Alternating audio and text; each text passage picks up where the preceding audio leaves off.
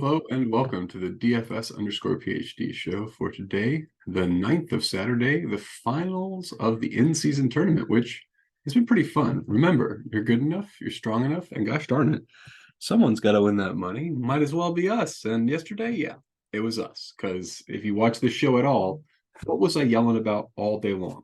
There's only one thing. There's only one guy I said was core all day long. Loved him. Very first name on the whole thing, Capella, Zubats, and Pirtle. Capella and Zubats were part of how I smashed. You couldn't play all three together. All three were fine.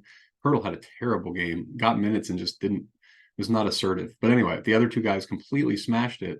I was 60% Zubats. The problem was I was also 60% Cole Anthony. You got to listen to when I'm talking myself into a play and when it's not really working. Like, what was the upside there? When he's going to play 32 minutes, I mean, he wasn't starting. There was no like gets extended over Anthony Black upside, even with Suggs out. So you got to be careful with your, how things are going. And yeah, we had a fun sweat, but in the end, that's all. No big money last night. Yeah. So today, yeah, if there's one slate that I'm qualified to talk about, it's these kinds of showdown slates where I've had my most success overall, and where all this forking talk, all these like A or B going off scenarios, it's where it works. It's like, I mean, like when I was looking at the rules, and it always makes me happy to use the actual rule that won me $100,000. So it's just a geometric mean of ownership of 22. That's what I used that game. And if it had exactly worked, right? I mean, no more than 12 dupes was the goal. I won with 13 dupes. So, you don't really care that much about the exact borderline. It's just to eliminate the bad cases, the ones where there's way too many dupes. Besides that, did I make way too many rules for today? You bet. We got Bruce Brown foul trouble. Who benefits? Well, if you looked up the rotations in the last game, you would know Andrew Nembhard benefits. So no more than one of Bruce Brown or Nembhard and utility or captain, because I'm also going to raise both of their projections over here. Hield or Mathurin flows. Now, it's been Hield a lot, but we've seen Hield shoot bad, right? We've all seen it. You know what happens. He gets benched.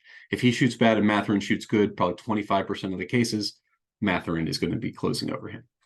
Toppin or Nesmith closing. This is something where, like, since Toppin's not playing the backup five against AD or, against the Lakers, he's only going to close if he's playing better than Nesmith. So one or the other of them is going to close, and it's probably Obi. But either way, you got to give the minutes to both of them and then decide in the rule. There's no way, to me, I don't see those two guys hitting their maxes together, these two guys hitting their maxes together, or Bruce and Nembhard hitting maxes together. D'Lo and Reaves is another easy split.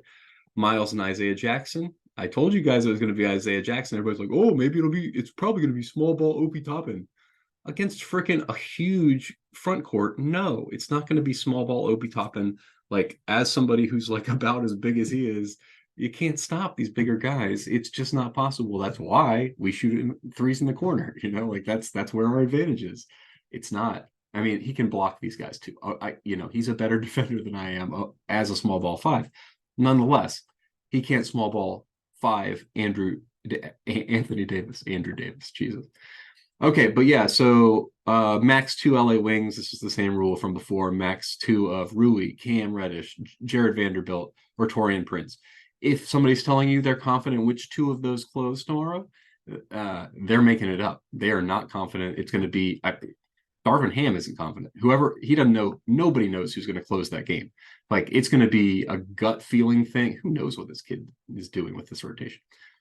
It's going to be gut. I mean, like, I'm telling you guys to go with your gut every day, and I'm making fun of Darvin Ham for doing it. He's doing the same thing we are, right? Like, he's doing the best he can with the information he has at his disposal. All right, AD foul trouble. This is another one. Huge advantage to knowing they're going to Jackson Hayes. I put Christian Wood in here just in case, but it's Jackson Hayes. It's been Jackson Hayes. It's going to be Jackson Hayes against Myles Turner for absolute sure. And so here's where we have the biggest differences with native SaberSim projections. Isaiah Jackson, 4 in SaberSim. I say 14. If Myles Turner gets in foul trouble, you're going to see a lot of Isaiah Jackson, and he's going to smash. Jackson Hayes projected for 6. I think double that, because if he plays, he's going to play a lot because they're forced into it. He's not going to play very much naturally, and he's a good point per minute guy. So I think if you give any of those guys, and Nembhard is the last guy who didn't play a lot last game, hasn't played a lot in the playoffs, but there is a route to him playing more, and it's foul trouble for other guys. Maybe all of a sudden the refs get really tight in the last game or whatever. Jared Vanderbilt, another guy, hasn't been in the rotation much, but he's working his way back, right? Like he is working his way back from an injury. We've got so who knows what this rotation is going to be like. He's not as good of a point per minute guy. That's why I put him a stage below these other guys who can shoot a little bit better, make a little bit of like Rui just has upside as a basketball player. He could close, just he's good. And so, you know, the problem is he doesn't look like he's really playing through that mask that well. So I couldn't put him at like 24, 28 Nesmith level. He should be up here with these guys. Reaves, D'Lo, Nesmith, definitely at least Cam Reddish level. But Reddish is going to get minutes. I think he's going to get like 30. And Rui's not looking that great yet. Like it kind of looks like when he goes up for a rebound with the mask on, he's not seeing through it that well. I don't know. Maybe that's just me overreading it, but twice at least, yes, last game, I saw him jump past a rebound and miss it. So I'm a little worried about how well he can see. Okay, so up at the top, why have I started at the bottom? It's like the opposite of what anybody ever does. So the people at the top, because I have huge hot take up here too, right? Like, don't play LeBron. That's the hot take. If LeBron's going to be both over projected and higher owned than Anthony Davis and Tyrese Halliburton, then he play the other guys, right? It's just like the easiest way to get different ever, because Tyrese Halliburton is better than LeBron. Like, not to be rude about it, and not that he's a better overall talent in his career. Obviously, LeBron has had the better career. But at this stage, if you're projecting LeBron James for more points than Tyrese Halliburton tonight, you're not watching basketball very much. You don't know basketball. You don't know. I mean, what's the minutes? That's the only way you could get there, is projecting for LeBron to play. Yeah, LeBron to play like 2 more minutes than Tyrese Halliburton. And this is a big game. I'm just not going to project. I mean, I think you should project all of these guys to play 40 minutes. So let me just do that. Just project them all to play 40 minutes. And if you have Halliburton playing 40 minutes, he's going to score more than LeBron in 40 minutes. But we need to tighten up the rotation. That's the other thing we need to do besides these cute things at the bottom. Where do those guys play? We need to see what's it like if Myles Turner plays 40 minutes, right? Because that's not going to be this projection yet. 31 minutes. That's what this projection is. So if he plays 40 minutes, we're talking 15 more, right? 40 minutes, a third of this more. So a third of 42 is what, 13? 14. So 14 plus 42, what? I mean, like, you just don't know what to project for Myles Turner today. He's almost Anthony Davis level. He's really close if he gets the full, like, if they really do match him up minute for minute with Anthony Davis and he stays out there, what's the upside on Myles Turner? It's the moon. So Myles Turner moon. I mean, I think it's 50-50 if he can get to that moon stage, but he knows what it takes today. He knows he has to sit back and rock it, you know? I like that Myles Turner play. Okay, let's keep on going with these minutes now that I've seen how ridiculous these projections are. Yeah, so I think we've handled Hield and Mathurin. Are these their actual ceilings? Yeah, I think so. I don't, even with because they're all shooting based. Like, they're not going to do a ton of peripherals, and they're not, either way, they're fighting for minutes, right? These guys, the difference with Halliburton and James and Anthony Davis and Myles Turner, at least with Jalen Smith out, they're not fighting for minutes. Those are the guys you want out there for sure. And so, like, since this is a game where, like, they're all playing for money. By the way, oh yeah, the core thing I did, I think Indiana is more motivated than the Lakers are to win this game. So the core thing I did was I said Indiana scores more points. I think it's gonna be a faster game than it's projected. So rather than move the line or like do something where I switch their positions with respect to the line, I just reversed the line and gave Indiana all the points. So instead, like, I moved them around the implied team total of the Lakers, just to understand what I did in case you have a different lean there. But that's how we started. And then I couldn't have LeBron at 60 and Anthony Davis at 50 because, like, what are we doing? Like, Anthony Davis has had a few bad games. He get in foul trouble or something. I mean, like, this is just not appropriate. Again, like, just because at this stage in his career, Anthony Davis, I mean, it's got to be a minutes thing because AD is just better. Yeah. So AD for 38, LeBron for 40. You shouldn't do that in this game. You shouldn't. SaberSim is being too cute. I mean, that's how they're handling foul trouble. We're handling foul trouble differently than this. And I think you should handle foul trouble differently than this. Okay. So at the end of all that finagling, I think these are roughly your captains that you can consider. Halliburton, Davis, James, Myles Turner, Buddy, Hield, Mathurin, Nesmith, Reddish, Nembhard. If you wanted to get real cute, you could play some Vanderbilt Jackson Hayes. Jackson Hayes at 0.4%. That's tough to avoid. He's almost min price. So I mean, if he gets the minutes in this game somehow, and there's a how. The how is Anthony Davis foul trouble. If Anthony Davis gets in foul trouble, and I mean, you've been seeing the way they're treating Christian Wood like a pariah. He's not going to come in the game. I mean, he could. They could completely screw with us and be like, oh yeah, we think Christian Wood will dominate Myles Turner. Ridiculous. The only person who has a chance against Myles Turner, assuming that Myles Turner is in rare form and fouling out Anthony Davis, is Jackson Hayes. So anyway, the odds that are much higher than 0.4% that happens. He has to be in the player pool, because if he does, I mean, you can smash in all the other guys, right? If he gets there, 1, 2, 3, 4 other guys, and then your pick of the shooting guards, right? So if what's his name it gets there, it could be if Jackson Hayes gets there, he could be opening up the winning lineup. Same thing with Nembhard at 0 ownership. We know it's not 0% chance Nembhard like starts going off and Bruce Brown is having a trash one or whatever, and he closes. So, you know, it could happen with Hield too. You could see Nembhard doing it for Hield if Mathurin is also sneaking it up. So anyway, I think there's a lot of ways for Nembhard to get there, and the fact that he hasn't gotten there recently doesn't matter to me at all. I'm happy to write off 50% of my money on this particular game on the odds. Yeah, I just double checking; it's only 50, but that's about where I think it is for Nembhard. Like that's a legit play today. Like people are stupid in the playoffs when people are just like looking at one game and. Well, the last game McConnell smashed. Yeah, okay, yes. McConnell smashed the last game. Does that mean McConnell's going to smash this game? No, it does not. You should not play McConnell this game. I mean, he could still smash again, but also 5%. Okay, well, I assumed he would. That happened, right? Let me double check. I just assumed people would chase that a little bit because he just had a smash game with 3 steals and like 9 points in 11 minutes. Yeah, so these ownerships are questionable to me. I think people are going to chase a little bit on McConnell, but who knows? I think this is definitely how you want to attack the slate with a whole lot of. So who are my optimal? By the way, speaking of, you saw that was geometric mean of ownership less than 22. So these are the only lineups I would consider, but you could consider a wider range if you want to. But yeah, Myles Turner captain, Tyrese Halliburton captain. Tell me that surprises you. Mathurin captain, Hield captain, guys who could go off.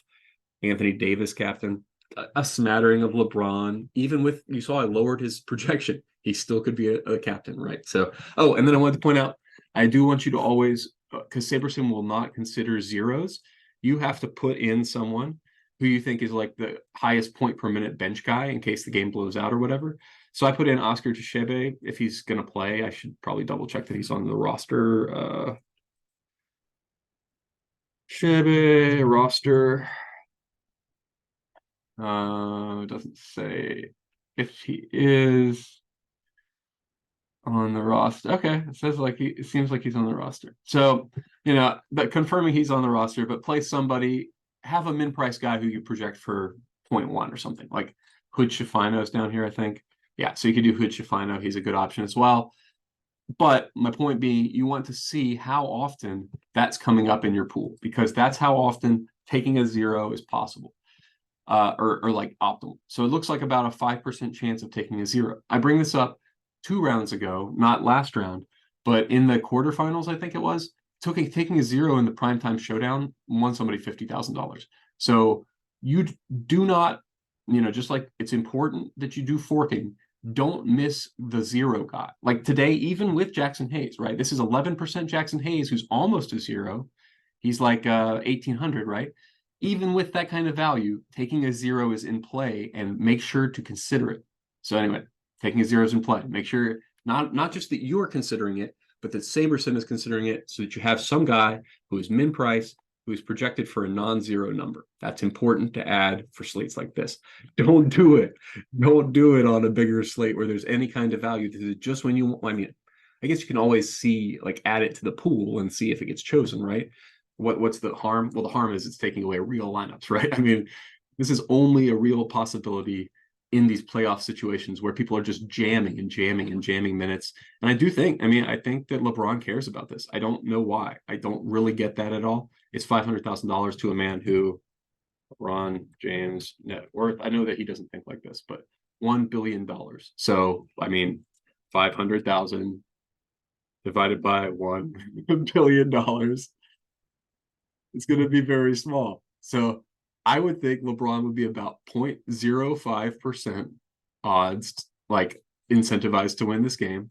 And I would think, let's see what's even the richest player on this team, Halliburton, net worth.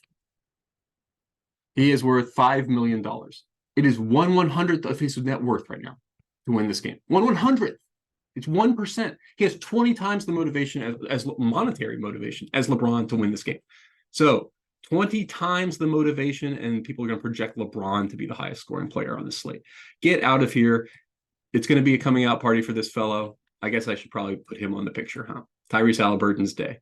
That's how, I mean, I don't, obviously people who are worth that much get up for things differently. We saw the whole Jordan documentary thing, and I took that personally and all that stuff. But like, how can you think that Anthony Davis and LeBron, who are all super millionaires, are going to play harder than frickin'? I mean, look at this. Like the guys who are so important to this game are like Myles Turner and Buddy Hield. What's Buddy Hield's net worth? I mean, actually, he's older. So let me ask Myles Turner. I mean, these guys are all going to be worth more because they've been in the league longer.